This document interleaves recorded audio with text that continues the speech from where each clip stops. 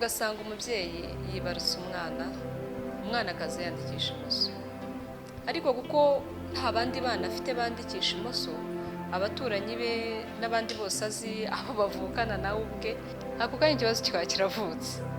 Ubwo agatangira gukubita umwana we akajya no ku ishuri. Ati maze rero ngenderera mu rugo mwege mukarera hano ku ishuri, mumfashe umwana wanjye ntazajya yandikisha imoso. Nimuzamubona yandikishije imoso mujye mumukubita, nanjye nazagera mu rugo akandikisha imoso nzajya mukubita. Mwarimu agakubita, mama agakubita. Ariko nyamara simpamya ko ibintu biba biri gukemuka ako kanya, biba ari byinshi cyane kurusha ingaruka biteza. Izo nkoni zangiza umwana mu mitekerereze, hari ikindi kintu burimo kumuremamo. Buryo kubita umwana icyo waba uri kumuhora cyose, hari ikindi kintu uba urimo kumuremamo, hari indi sura urimo mushyiramo. Wa mwana niba yabaga uwa mbere muri dicte, hakundi bababwira ibintu mukabyandika, atangira kuba uwanyuma. Niba yandikaga neza yari afite umukono mwiza, umukono urahinduka.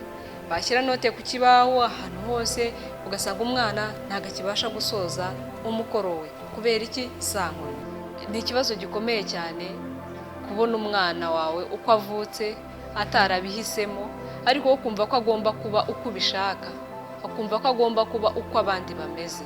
Ikaze ku Kubaho Table Talk, ndabaramukije mwese. Uwo mugiye kubana muri iki kiganiro ni njye Pascaline. Abana b'Abanyarwanda bamwe na bamwe, ndavuga Abanyarwanda kuko ndi umunyarwandakazi, ariko bitabujije ko hari n'abandi mu bice bitandukanye bashaka ko barahuye n'icyo kibazo, bamwe muri twebwe bahuye nacyo. Ntabwo twagize amahirwe yo gukura dutozwa kuba batwebwe ubwacu. Wasanga ukoze n'ikintu bakakubwira atari gusenya. Ni gute ushaka gutinyuka gukora ikintu nk'icyo ngicyo? Ntubona abakuru bawe, ntubona barumuna bawe, ntubona abasaza bawe, ntabwo ubona abana bo kwa kanaka, ntabwo ubona uko babigenza. Kuki utamera nk'abandi? Kuki utamera nkabo? Akanya ugahita witakariza iki? Icyizere. Ugahita witakariza icyizere, amaso yawe ugahita uyakura kuri wowe ukayajyana ku bandi. Ugatangira kugenda nka kanaka, ukavuga nka kanaka, ukambara nka kanaka. Donc wowe ubwo ngubwo ntabwo uba ukiri. Hari undi muntu uba ugiye kubaho mu mwanya wawe. Ibyo rero nta kintu byari bitwaye. Ikibabaje ni uko ibyo byose birangira ubaye umuntu utishimye, ugasanga ntabwo ujya wishima. Kabone niba wabona buri kimwe cyose umwana w'umuntu akenera, ibi byose twirirwa twiruka inyuma. Ufite amafaranga, ufite imodoka, ufite inzu nziza, ufite byose, ariko nta munezero ugira. Ntabwo biryoshye. Iyo turiho tutari batwebwe turavunika.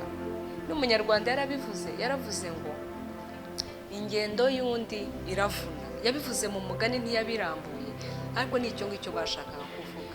Iyo ubaho utari wowe uravunika, ariko iyo uri wowe biba byoroshye cyane.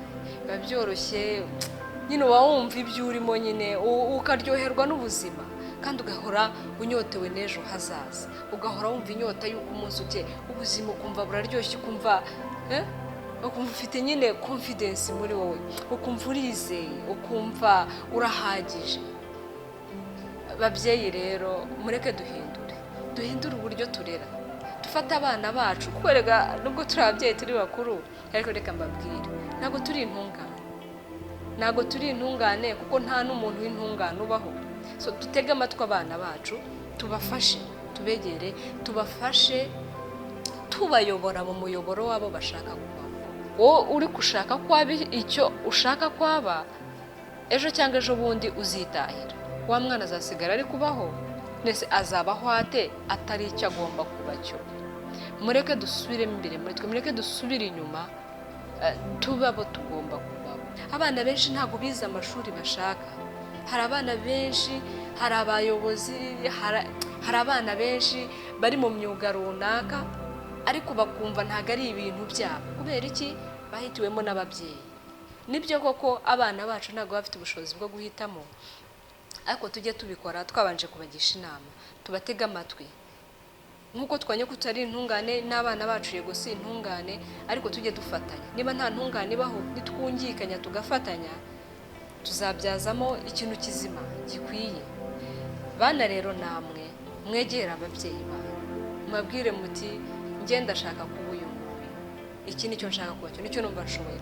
Nakubwira ati ariko njye nubwo ushaka kuba umukanishi, ntago ari uko nabishakaga, umwana wanjye nashakaga kuba umudogiteri, nashakaga kuba umuganga, umubwira utari ko papa cyangwa se mama cyangwa se tante wawe cyangwa se n'undi muntu wese ukure byari amashuri biga ntabwo nayashobora, kuko nubijyamo wumva utabishoboye utabishaka ntabwo uzabitsinda cyangwa se n'uzabisoza, cyangwa se umubwira uti ngere buriya nta nubwo shimi nyumva cyane, ntabwo ngewe nabasha kwiga ubuganga burangora. So umubyeyi nawe akubwira ati se buriya ngushakiye wenda umwarimu kwigisha shimi, ese mujya inama n'ibyanga umwanzuro wa nyuma wa nyawo ni uko umuntu wese aba uwo agomba kuba we. Ndabashimiye cyane ababashije kudukurikira hano ku Kubaho Table Talk, mbibutsa ko niba bakunze ikintu gisangiza abandi kuko biryoha bisangiwe, hanyuma ubane natwe utazacikwa n'ibiganiro bitaha, ukora subscribe, dusangira n'ibitekerezo. Ngewe ndi hano nk'umuntu uri kuri ano meza ariko mbatumira mwese ngo muze dusangire, hari ibyo nzi hari ibyo muzi, rero biba byiza iyo tubihurije hamwe tukabibyaza ikintu kizima. Murakoze cyane, naho ubutaha.